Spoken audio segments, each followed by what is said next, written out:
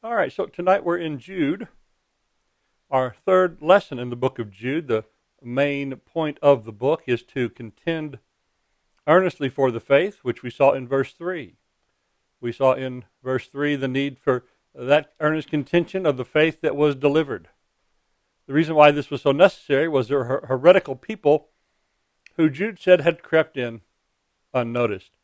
We saw the obvious parallels to 2 Peter chapter 2.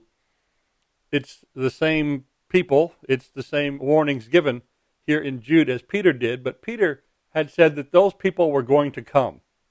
And Jude says, these folks are here. And so with that then, we are going to contend for the faith against those particularly who denied the master that bought them and caused so many troubles. And we had these lesson last week about the bad actors that they were. And we had examples from the Old Testament. The three large examples, the wilderness generation, the angels that sinned, and the case of Sodom and Gomorrah. And we reviewed those. And then, after telling us that these folks were hidden reeves in the love feast, that they, that's what's coming up, after telling us that these defiled the flesh, they rejected authority, they were people who lived in their own dream world and their own fanciful imagination, not in the realm of truth. Jude gave us three more quick examples. He gave us Michael, the archangel, who didn't speak against the devil, but just said, "The Lord rebuke you." And then we had the folks who persisted on in verse 11, in spite of such warnings, in spite of in some cases, direct intervention of God to restrain them. We had the examples of Cain and Balaam and Korah. And that really is a striking thing on all of those. God intervened in all of those, giving them warning not to persist. And yet, in spite of direct warnings, Cain had a conversation from God. Balaam's donkey spoke to him the wisdom of God. Moses and Aaron tried to speak reason and conciliation and God's way to those of Korah. In spite of that, they all persisted to their own destruction. Well, that's going to be the type then that Jude is going to tell us that the brethren then were dealing with. These are people who are going to be and are subject to God's wrath.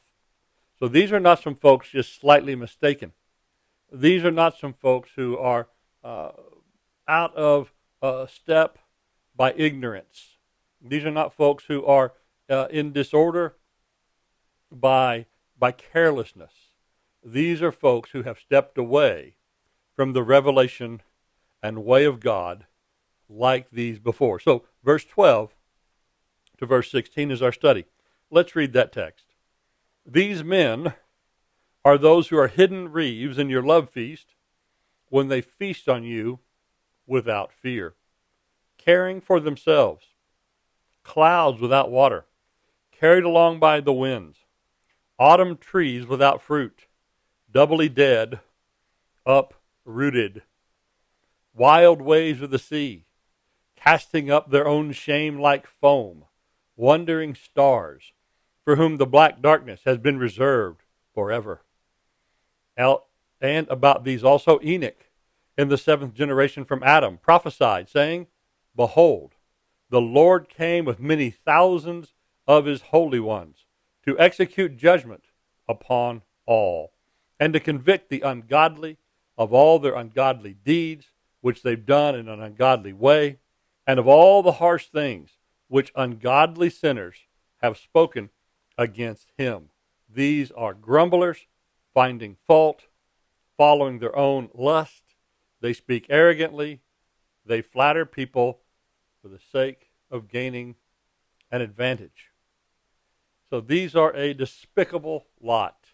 These are people, Jude says, are truly, rightly subjects for God's wrath. And he tells us about a prophecy of old from Enoch about these type of folks. And so we start with the uselessness and their destructiveness. Again, back to verse 12. These men are those who are hidden reeves in your love feast when they feast on you without fear. And so talk about a hazard to navigation is a hidden reef. You know, when the waves come into the shallows and the reefs cause the waves to break, when the reefs cause the waves to change form and shape, when the reefs are evident by the water around them, then you know to go around it. You know to stay away from the shoals. You know to stay away from the danger. But these people are those who are just deep enough that there is no warning. There is no way to know that they are there and they are going to cause these problems. And so they are hidden reefs. They are causing destruction without anybody knowing that they're there until it's too late. And so these people feast on you without fear. Now, an awful lot of ink has been spilled on one phrase in this passage. They come and they feast on you without fear, it says, in your love feast. And there's an awful lot of ink spilled on what exactly was a first century Christian love feast. I don't know. I just don't. I don't know what it is. I've seen some reasonably compelling arguments that it is the Lord's Supper, that these people come into worship, to the fellowship of the saints, that they partake in the sacred things, which should be a solemn commemorance to the Lord, and these people make a mockery of it, and these people conduct themselves in such a way they're a detriment to the Lord's Supper. And so you think about if we had a Lord's Supper talk, which is to honor Christ and direct our minds to his sacrifice, that they use those type of situations in a way to direct people away from who Christ was and what Christ actually did. And imagine if you had some of the Gnostic heresies where in the Lord's Supper talk you denied the humanity and suffering of Christ. Okay, and now let's take this cup and bread. That could be it. And that would definitely be a hidden reef in a love feast. Others take these love feasts to be the times that Christians were together in a loving way. That Christian togetherness, Christian fellowship was like a feast. Maybe it was a meal where many were invited, that someone invites his brethren because he wants to be with them. He throws a party or a banquet like the Jews did on the Sabbath, and Jesus was often called, and at those times he was questioned and tested. But if Christians would have something like that, not a Sabbath dinner, but a Lord's Day dinner, where they would get together with other brethren, and they'd invite all of those who shared the common faith, and they'd come for refreshment and joy and charity to those who, that might be the best meal they get this week, those who are in need of this sustenance.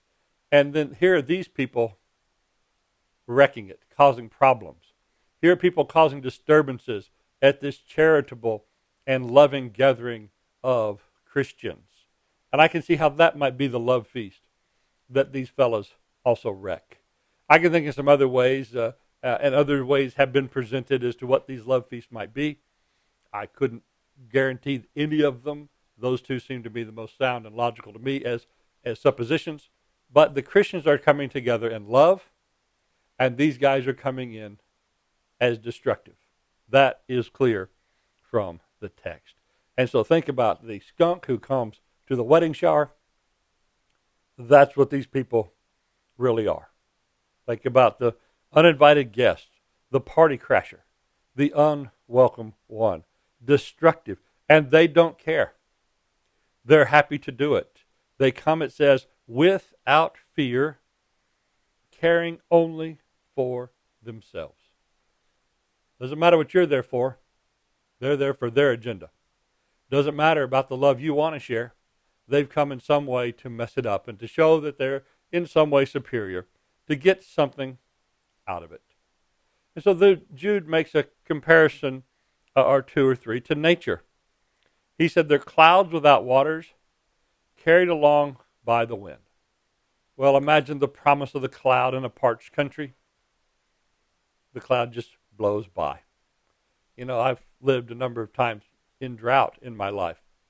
in West Texas, in a place in California where they average 14 inches of rain a year. And the way they get to the average of 14 inches of rain a year at that place is that some years they have 24 or 30 inches of rain, and other years they have 3. And I've been there for the years of 3. I have been in places where, like we have been up until the last few days, where at times you can count in months the number of times since significant rainfall.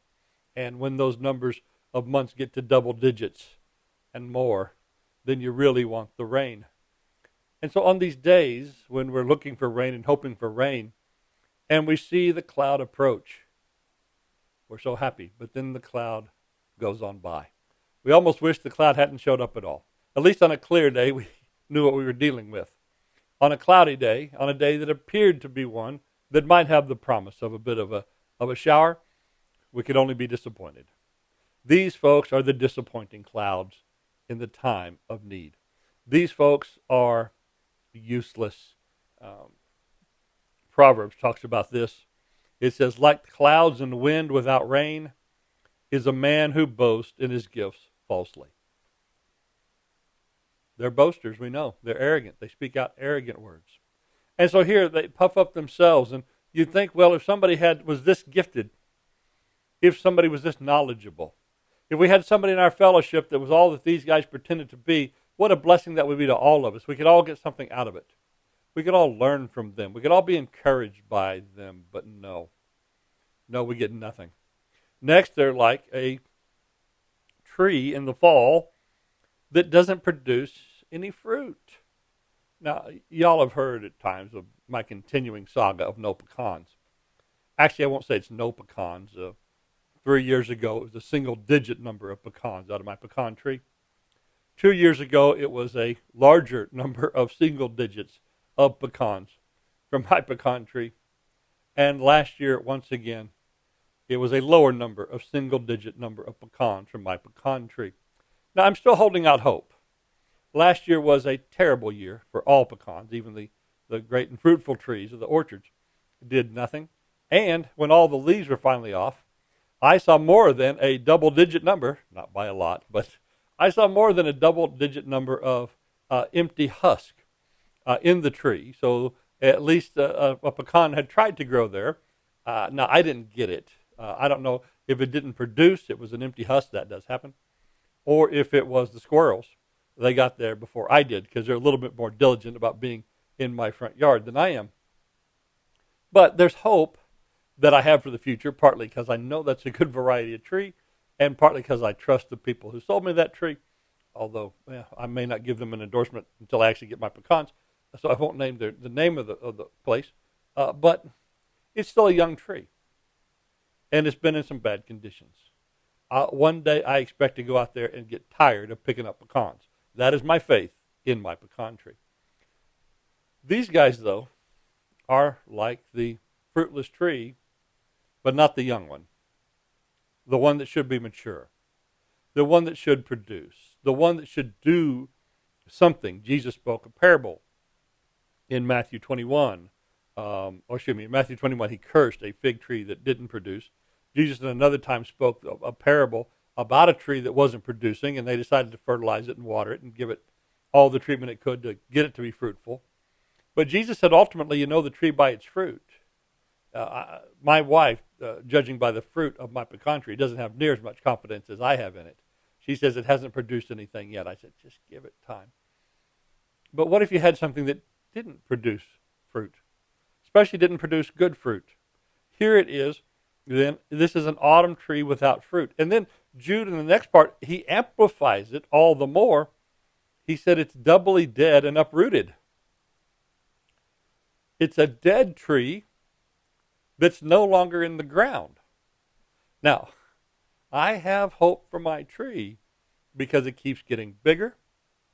Right now it looks quite healthy. It has a good appearance to it. It is obviously growing. And so while there's life, there's hope. But imagine if I came out and I found my tree fallen over. Well, a lot of times when a tree falls over and people like the tree, they'll prop the tree up. But imagine if I came out and I found my tree out of the ground and no connection of its roots. Well, at some point, it would be time to give up. We are not there yet.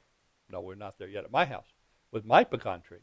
But imagine if you had a tree that year after year produced no fruit, and it is now no longer in the ground. That's what these people are. They are uprooted and dead, fruitless trees. And so Jude says, these guys, they're beyond hope. And as long as they are like this, and some, when they persist in these things, show that they are, it is just time to treat them as if they are dangerous, as if they are useless, as if they are destructive. Verse 13, they are wild waves of the sea, casting up their own shame like foam. A couple of times in my life I've lived on the coast, lived on the Gulf Coast, lived on the Pacific Coast.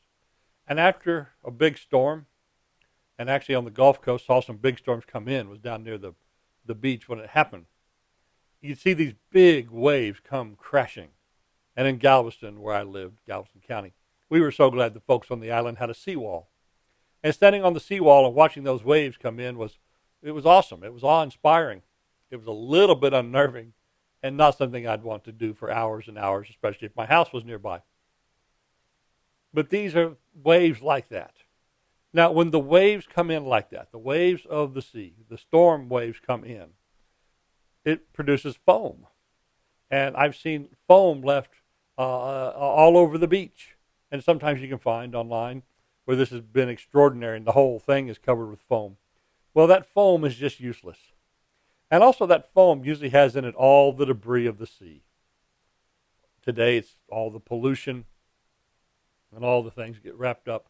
In the ancient days, it probably would have been less man-made pollution and more just of the seaweeds and the kelps, the dead fish, and all the things that the rivers had taken. But all that stuff gets left in this nasty foam and debris. These people are a storm that leaves behind nothing but a cleanup. They are literally storm debris. Next, they are wandering stars. That might mean shooting stars, or that might mean some other thing that is observable in the night sky, which isn't in a fixed position. And you think about in the ancient world how important the fixed positions of the stars are. It's how people navigated. That's the constellations. You could see the seasons in the constellations. You could tell the time by the constellations. You could know all sorts of things by looking at the sky. Well, if you got a star that is moving, especially maybe like a shooting star or a comet that's passing by, well, these things are attention-getting because they're flashy, they're moving. But they're not long-lasting and they're not very useful. The things for which people use the stars in practical purpose, they were useless for. And so they're not fixed. They're not dependable. You can't set your way by them. And so from the appearance of earth, most of these just come and go. And it says of these, for whom the black darkness has been reserved forever. Black darkness reserved. These stars go by in a little flash of light. But then where are they? Just in the dark. They're in the deep of space. These people are like that. They're going to the black darkness. Now, of course, we as Christians understand what the black darkness is. There's a place of outer darkness. There's a place away from the light of God. This is the place of punishment. These people are headed there in a quick and flashy way. Then we go in verse 14 and 15 to an interesting story. A story of what Enoch said. This is a thing we would not know from the Old Testament. We know about the righteous character of Enoch, that he walked with God, and after 300 years, he became the father of Methuselah. This is Genesis 5:22.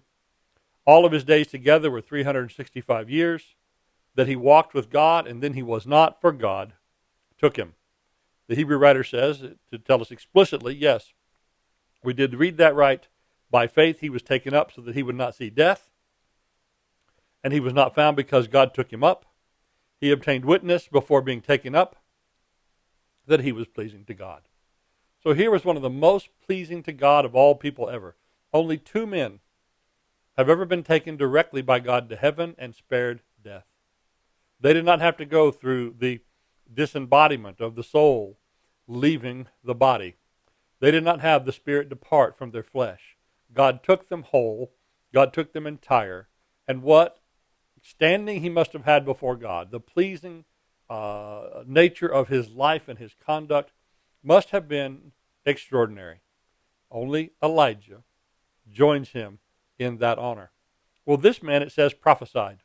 Now, there is a work called the Book of Enoch, and this story is part of it.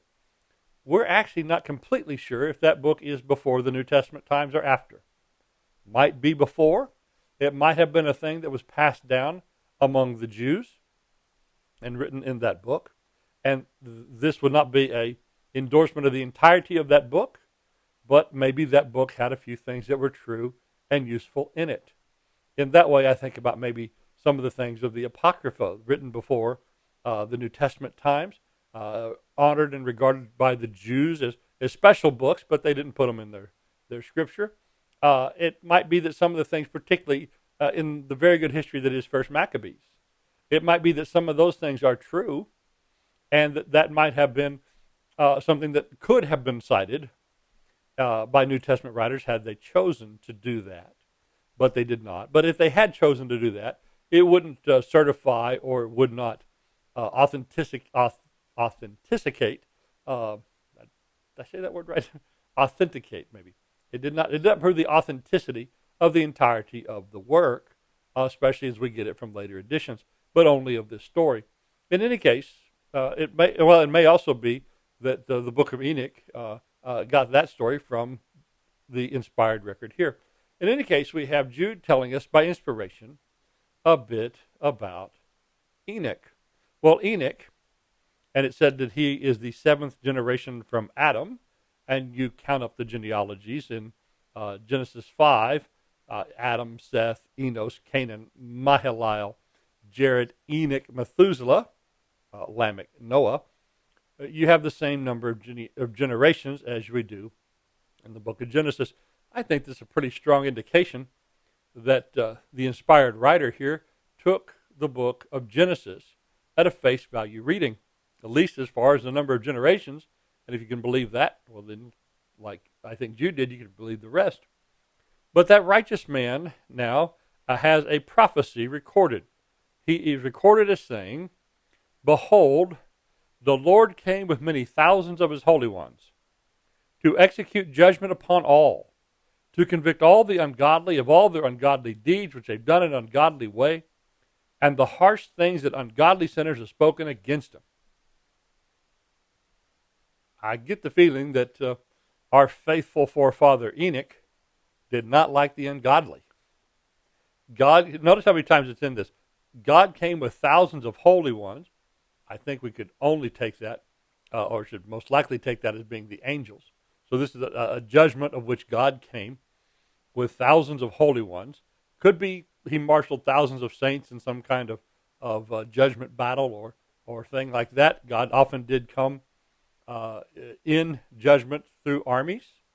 And one of the things it says in the Old Testament about judgment language continually is that he's coming in the clouds.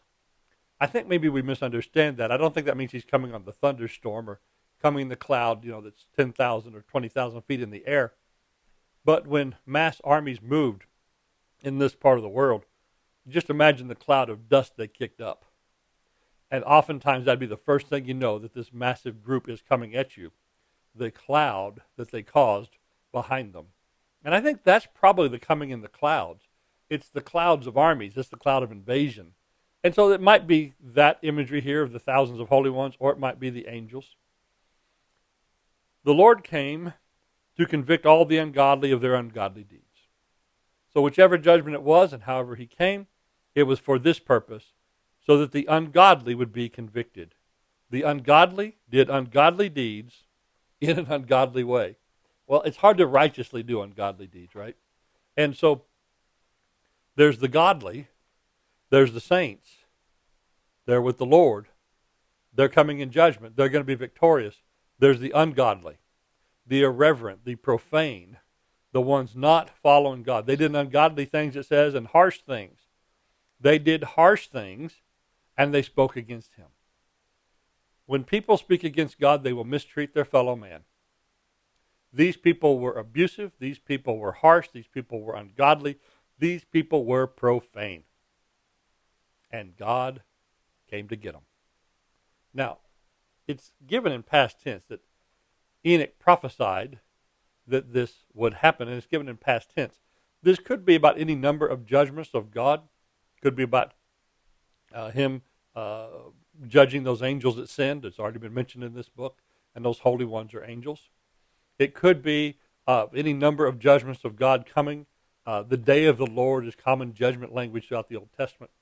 And so it could be that there were things like that that happened even before the flood in the time of Enoch. In any case, God, with the righteous, prevail over the ungodly. The ungodly will be rightly punished for their treatment of others, their mistreatment of others, and their lack of respect toward God. They are fit and proper subjects for God's wrath. Those that Jude is talking about and warning the brethren about, they are also fit subjects for God's wrath. Now, we go on to talk about them some more. Jude keeps intermixing the personal qualities and actions of these folks with these warnings of the past. And now we're back to these folks again. We find they're always and only selfish folks. They are grumblers who find fault. So they're fault-finding grumblers. Think about the wilderness generation. They grumbled in their tents. We think about those who never are satisfied with anything. No matter what it is, it's not good enough. Even, again, the wilderness generation, God rained manna from heaven. I'm sure somebody complained that the manna rained too far from the camp. But we know eventually they complained that the manna, like these honey wafers from heaven, the food of angels, like, that again, I wish we had some meat. God made the birds fall. They had meat in abundance. It stacked up like snow. They went out and fell on it like a savage mob, eating it without draining it, eating the blood in it. God had some of them die with the meat still in their teeth. Yes, these are like that wilderness generation. These are finders of fault in all things. We recall that in the New Testament, we're told, unlike these old ones, in the New Testament we're told that godliness is a great gain when accompanied with contentment. That's what Paul told Timothy in 1 Timothy 6. We should have a contentment with what we have. We should not be grumbling about the things we have.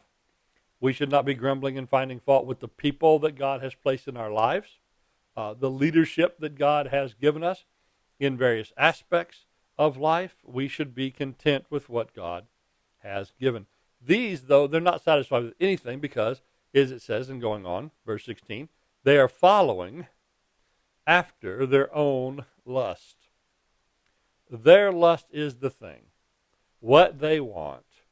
And they're not just wanting good things. They have lust here. We've got inordinate desire.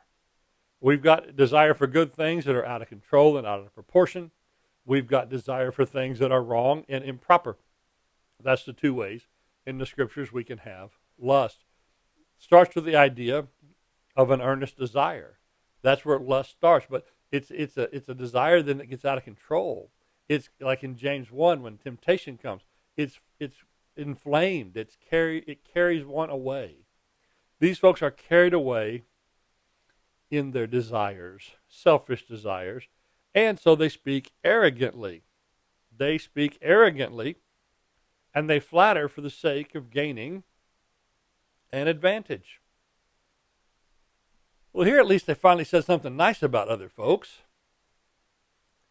but only duplicitously, only to get an advantage, only to get something out of folks. So when these folks do appear nice, when these folks do what Jesus warned they would, which is appear as wolves, they appear as they're wolves in sheep's clothing. They appear as sheep, but inwardly they're wolves. They do it so they can get something. Again, it's all about them. If it's ever got you involved, it's you involved for their sake. It's from what they can get from you. Like Paul warned about the false teachers in Romans 16. Such men were slaves, not of the Lord Jesus Christ, which is as we ought to be, slaves of our master. But they were slaves of their own appetites. And by smooth and flattering speech, they deceive the hearts of the unsuspecting. So Jude is telling us, when these folks are involved, do not believe them. They are not trustworthy. You cannot trust untrustworthy people. These people are full of lust, full of self. They live contrary to Christ. They are like every bad Old Testament example you can find, and Jude keeps throwing Old Testament examples of evil at us. Well, we're going to go on next time, Lord willing, in verse 17, and we'll just put this up briefly for the next. We find the Christians then, when it comes to these folks, are to be ready. They're to be forewarned that these folks are coming. And instead, we are to be faithful, and we are to truly, unlike these, be helpful.